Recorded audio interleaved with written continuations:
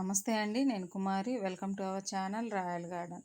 ఈరోజు ఈ వీడియోలో మనము సొర, బీర, కాకర ఇలా ఉంటాయి కదా, వాటిలో మేల్ ఫ్లవరు, ఫీమేల్ ఫ్లవర్ అంటే ఆడ మగ ఫ్లవర్స్ని మనము ఎలా గుర్తించాలో చూద్దాము.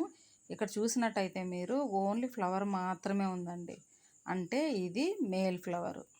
చూసారు కదా, ఇక్కడ వచ్చేసి పిందెలాగా వచ్చి పైన ఫ్లవర్ అనేది ఉంది. ఇది వచ్చేసి ఫీమేల్ ఫ్లవరు, అంటే మనము మేల్ ఫ్లవర్ని ఫీమేల్ ఫ్లవర్తో పాలినేట్ చేయాలి.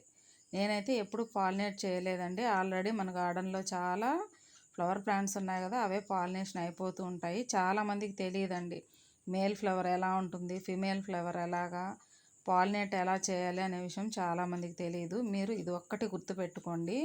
చూసారా, ఇలాగా సన్నగా మనకు పిందె కనపడి చివరి భాగంలో ఫ్లవర్ అనేది ఉంటుంది. ఇది వచ్చేసి మనకు ఫీమేల్ ఫ్లవరు.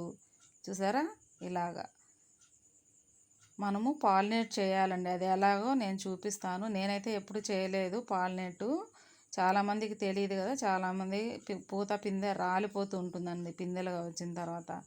అంటే మేల్ ఫ్లవర్ని ఫిమేల్తో ఎలాగా పాలినేట్ చేయాలో మళ్ళీ తర్వాత చూద్దాము.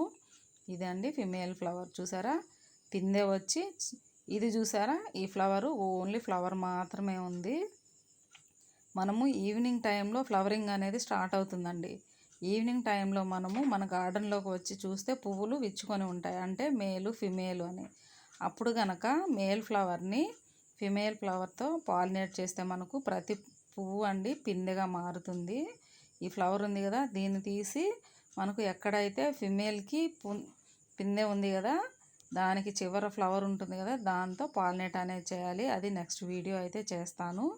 ఇది నేను పాలినేట్ చేయకుండానే వచ్చినటువంటి కాయ అండి, బీరకాయ. చూసారు కదా, ఈ విధంగా మనము ఈజీగా గుర్తుపట్టవచ్చండి మేల్ ఫ్లవరు ఫీమేల్ ఫ్లవర్ని. పాలినేషన్ వీడియో అయితే నెక్స్ట్ టైము నేను చేసి చూపిస్తాను. ఇప్పుడు ఓన్లీ ఐడెంటిఫై కోసం మీకు ఈ వీడియో అనేది చేస్తున్నాను. వీడియో నచ్చితే లైక్ చేయండి, సబ్స్క్రైబ్ చేసుకోండి. అలాగే ప్రీవియస్ వీడియోస్ అన్నీ కూడా ఒకసారి చూడండి. ఏదైనా డౌట్స్ ఉంటే నాకు కమెంట్ చేయండి. థ్యాంక్స్ ఫర్ వాచింగ్ అండి.